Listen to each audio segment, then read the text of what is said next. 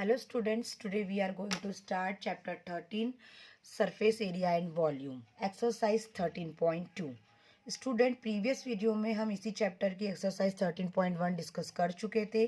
अब हम स्टार्ट करेंगे 13.2। बहुत ही इजी एक्सरसाइज है। इसमें हम टोटल वॉल्यूम फाइंड करेंगे। एक्सरसाइज 13.1 में हमने सरफेस एरिया निकाला था।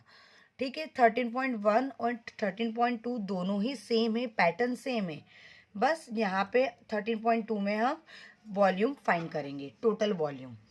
A solid is in the shape of a cone standing on a hemisphere with both their radius being equal to 1 centimeter and the height of the cone is equal to its radius. Find the volume of the solid in the term of pi. Student, एक solid है जिसका shape कोन जैसा है। ठीक है, वो एक hemisphere के ऊपर खड़ा हुआ है, स्टैंड है। दोनों की जो रेडियस है वो 1 सेंटीमीटर है। मीन्स कोन की जो है ना रेडियस है वो भी 1 सेंटीमीटर है और जो हेमिस्फेयर की रेडियस है वो भी 1 सेंटीमीटर है। Okay, and the height of the cone is equal to its radius. अब जो कोन की हाइट है वो रेडियस के इक्वल है, मतलब रेडियस 1 सेंटीमीटर है तो हाइट भी 1 सेंटीमीटर होगी। तो हमें पूरे सॉलिड का वॉल्यूम फाइंड करना है पाई के फॉर्म में। पाई के फॉर्म में मीन्स यहाँ पे हम पाई की वैल्यू स्टूडेंट सप्लाई नहीं करेंगे। ठीक है, तो एक बार हम इसको डायग्राम की हेल्प से समझते हैं।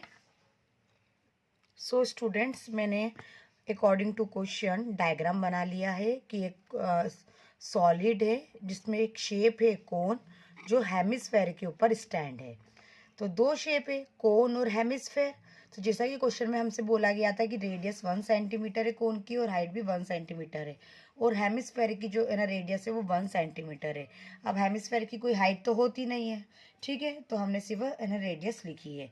तो हमें टोटल सॉलिड का वॉल्यूम फाइंड करना है। तो पूरा सॉलिड किससे बना है? कोन से और हेमिस्फेयर से। तो हम लिखेंगे volume of solid equal volume of cone plus volume of hemisphere. Okay, तो ये हमने लिख लिया। अब वॉल्यूम ऑफ कोन होता है students 1/3 pi r square h, और वॉल्यूम ऑफ हेमिस्फेयर होता है 2/3 पाई आर स्क्वायर। स्टूडेंट्स, हमको पाई के टर्म में आंसर फाइंड करना है, तो हम पाई कॉमन निकाल लेंगे। ओके, 1/3 इधर भी है, 1/3 इधर भी है, तो 1/3 कॉमन। स्टूडेंट्स, दोनों के आर सेम है तो हम आर कॉमन निकाल सकते हैं। अब आर स्क्वायर इधर भी है, आर स्क्वायर इधर भी है, आर स्क्वायर हमने कॉमन निकाला, तो ब्रैकेट में हमारे पास आता है h+2। ओके, केवल h बचा और 2 बचा। अब हम सारी वैल्यू अप्लाई कर देंगे।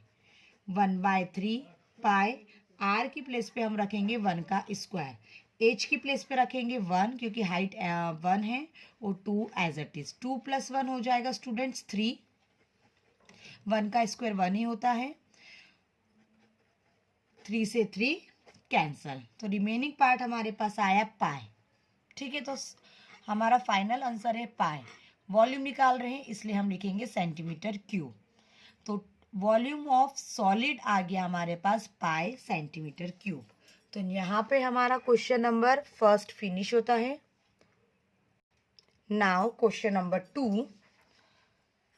Rachel, an engineering student, was asked to make a model shaped like a cylinder with two cones attached at its two ends by using a thin aluminum sheet. The diameter of the model is 3 centimeter and its length is 12 centimeter. If each cone has height of 2 centimeter, find the volume of air contained in the model that Rachel made. Student, question number 2 बहुत ही easy है क्योंकि यहाँ पे हमारे पास सारी value है। एक ना रेचल है जो इंजीनियरिंग स्टूडेंट है, ठीक है, उसको एक मॉडल बनाना है सिलेंड्रिकल शेप का, लेकिन सिलेंडर के दोनों एंड है ना पोजीशन पे कोन लगे हुए हैं एल्यूमिनियम शीट के, और पूरे मॉडल का जो डायमीटर है वो 3 सेंटीमीटर है, और पूरे मॉडल की जो लेंथ है या आप वरना बोल सकते हैं हाइट है वो 12 सेंटीमीटर है। अब वो जो सिलेंडर है उसके जो दोनों एंड पे कोन लगे हुए हैं उसकी हाइट है 2 सेंटीमीटर एक के कोन की। Find the volume. अब हमको वॉल्यूम निकालना है कि उस मॉडल में कितनी एयर कंटेन हो सकती है। ठीक है, तो बहुत ही इजी क्वेश्चन है, इसको हम एक बार डायग्राम की हेल्प से समझते हैं। सो स्टूडेंट्स, हमने ये डायग्राम बना लिया है कि एक मॉडल बनाया है। ये एक सिलेंडर है, ओके। इसके दोनों एंड पोजीशन पे कोन लगे हुए हैं। मॉडल की टोटल हाइट 12 सेंटीमीटर है और दोनों कोन की जो हाइट है वो 2 सेंटीमीटर है। ये इतना हमें क्वेश्चन में दिया था। पूरे मॉडल का जो डायमीटर है वो 3 सेंटीमीटर है, तो मीन्स सिलेंडर का डायमीटर भी 3 सेंटीमीटर होगा और कोन का डायमीटर भी 3 सेंटीमीटर होगा। ओके, तो मॉडल दो शेप से मिलके बना है, सिलेंडर और कोन। सिलेंडर का डायमीटर हो गया 3 सेंटीमीटर, तो एज इट इज कोन का डायमीटर भी हो गया 3 सेंटीमीटर। रेडियस के लिए हम हाफ करते हैं, तो रेडियस ऑफ सिलेंडर हो गई 3/2 centimetre and radius of cone हो गई 3/2 सेंटीमीटर। ओके, पूरे मॉडल की जो हाइट है वो 12 सेंटीमीटर है, तो सिलेंडर की हाइट क्या होगी? तो पूरे मॉडल में से दोनों कोन की हाइट हम माइनस कर देंगे, तो इसकी हाइट 2 सेंटीमीटर है और सेकंड कोन की हाइट 2 सेंटीमीटर है, तो 2 + 2 4, तो पूरी हाइट में से हम 4 माइनस कर देंगे, तो 12 - 4 हो जाएगा 8 सेंटीमीटर। और कोन की हाइट तो हमें क्वेश्चन में ही है 2 सेंटीमीटर। तो हमें पूरे मॉडल का वॉल्यूम निकालना है कि उसमें कितनी एयर कंटेन हो सकती है। ठीक है, तो हम क्या करेंगे कि टोटल वॉल्यूम निकालने के लिए volume of cylinder plus 2 into volume of hemisphere, क्योंकि वॉल्यूम ऑफ कोन, क्योंकि दो कोन है हमारे पास। ठीक है, तो हम लिखना स्टार्ट करते हैं। वॉल्यूम ऑफ मॉडल इक्वल, सबसे पहले हम है ना लेंगे cylinder, volume of cylinder plus volume of कोन। अब कोन कितने हमारे पास 2 है, तो हम 2 का मल्टीप्लाई कर देंगे, तो वॉल्यूम ऑफ 2 कोन्स हो जाएगा। ओके, अब वॉल्यूम ऑफ सिलेंडर का स्टूडेंट्स फॉर्मूला होता है πr² plus volume of cone, cone का फॉर्मूला होता है 1/3 πr²h।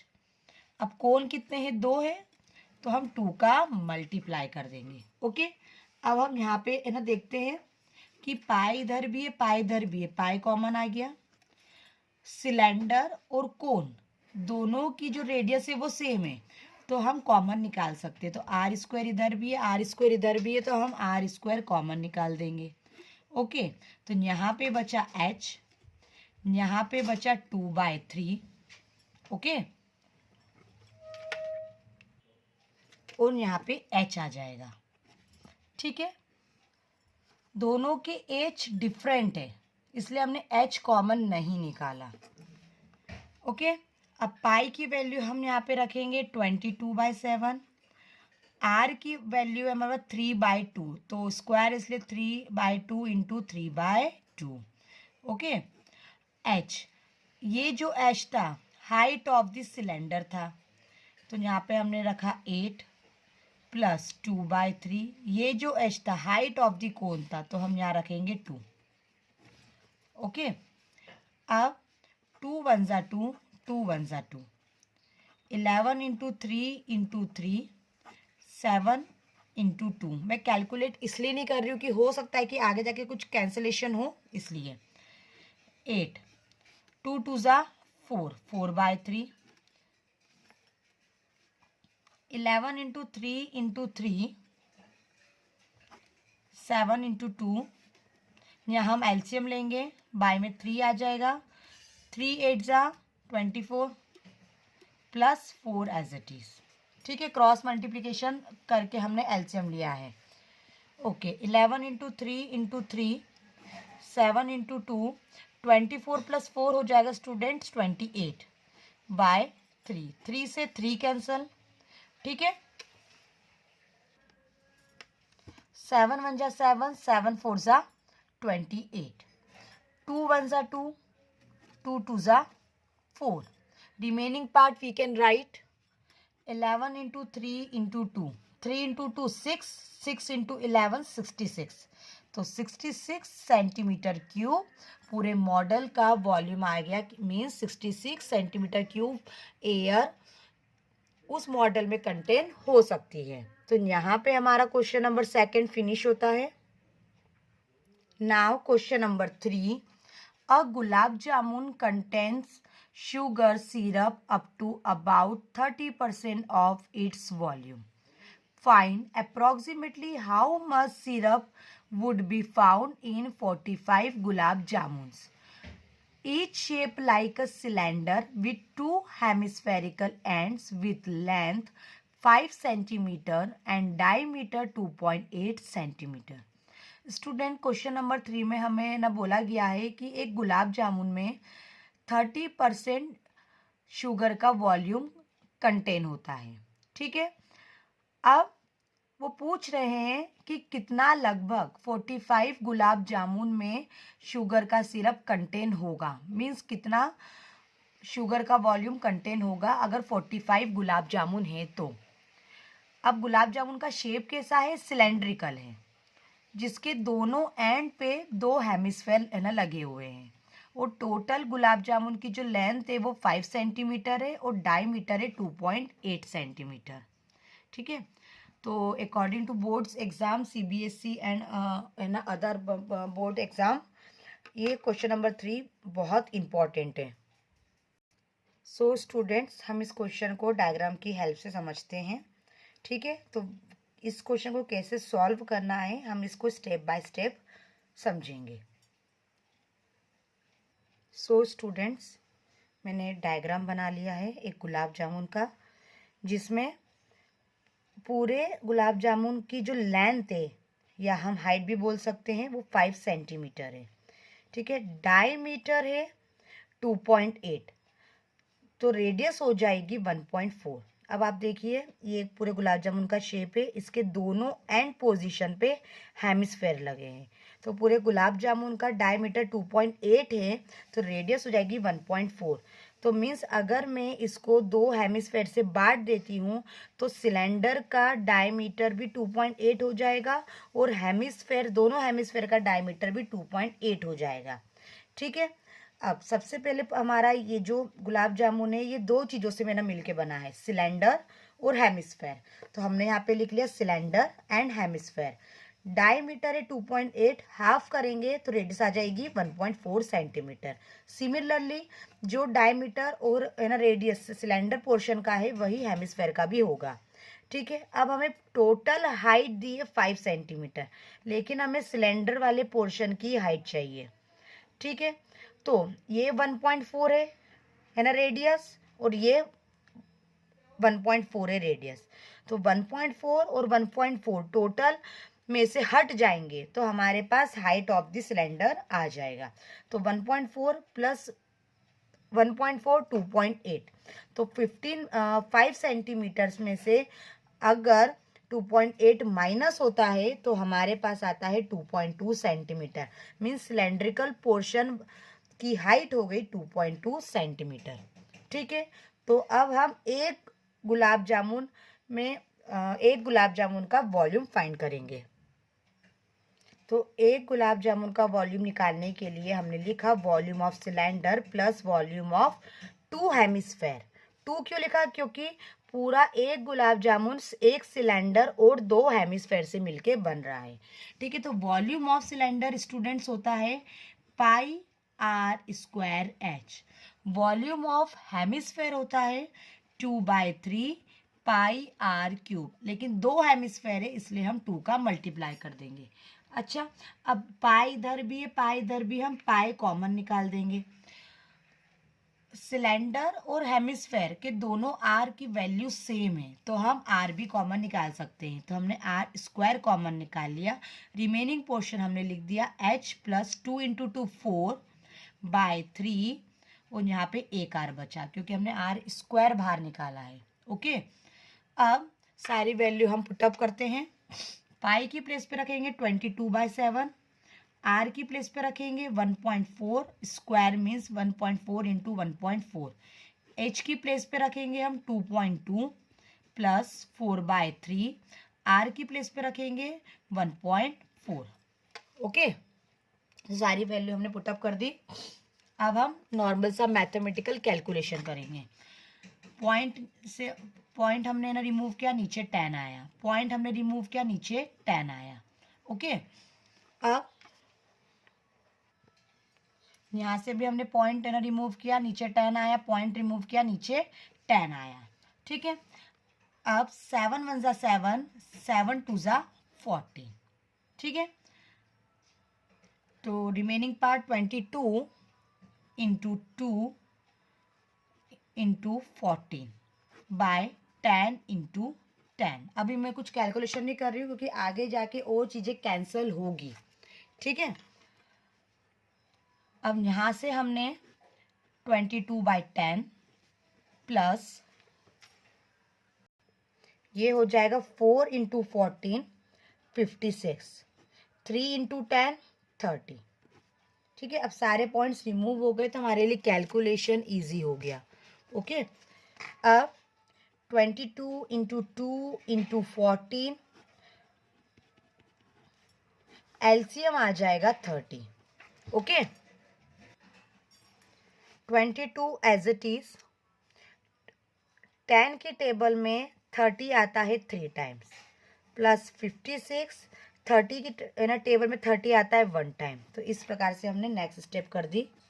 ठीक है, नाउ 2 1 ज़ा 2, 2 1 ज़ा 2, 2 1 ज़ा 2, कैरी आया 1, 2 5 ज़ा 10। ओके, इतना हमारा कैंसिलेशन हो गया। अब 20, अब रिमेनिंग पार्ट हम लिखेंगे 11 इंटू 2 इंटू 14 अपॉन में 100, 10 इंटू 10 100 इंटू ब्रैकेट में 22 इंटू 3 66 प्लस 56 अपॉन में 15। अब हम दोनों को प्लस कर देंगे। So next step 11 into 2 22 into 14 upon 100 into 122 upon में 50। तो हम बोल सकते हैं कि एक गुलाब जामुन का वॉल्यूम इतना आ गया। अब मैं आगे इसका कैलकुलेशन नहीं कर रही हूँ क्योंकि ये एक गुलाब जामुन का वॉल्यूम आया है। हमें 45 गुलाब जामुन का वॉल्यूम निकालना है, तो हम 45 का मल्टीप्लाई करेंगे। मल्टीप्लाई करने पर ना हो सकता है कि कुछ चीज़ें कैंसिल हो जाए। So volume of 45 gulab jamun, तो 45 का हमने मल्टीप्लाई कर दिया, जो भी हमारे पास नेक्स्ट एक्सप्रेशन आया था। ओके, देन अब यहाँ पे आप ना देखिए, मैं 15 से 45 को कैंसिल कर सकती हूँ। तो 15 1 ज़ा 15 और 15 3 ज़ा 45। तो ये हमने यहाँ पे कैंसिलेशन कर दिया। तो रिमेनिंग पार्ट हमारे पास आया 3 इंटू 22 इंटू 14 इंटू 122 अपॉन में 100। ओके, तो ये 45 गुलाब जामुन का वॉल्यूम आ गया।